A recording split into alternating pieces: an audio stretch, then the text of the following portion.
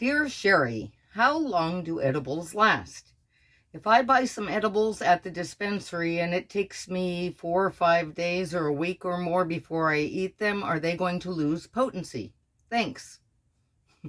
Okay, this is going to be a quick answer. So before I get to it, I just want to remind everybody, hit that YouTube subscribe button and notification bell because I try to upload new videos every Wednesday.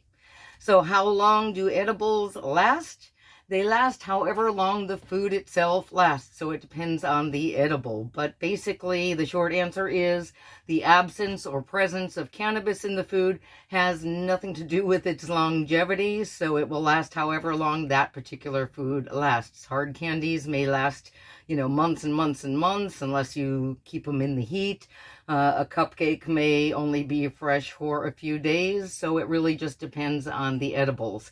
You can also freeze your edibles for longer storage, and there'll be a link in the comments below for more tips about freezing edibles and also freezing your Cannabutter and canna oil, because that will keep it fresh and potent for even longer. But the short answer to how long do edibles last, however long the food lasts that has the cannabis in them.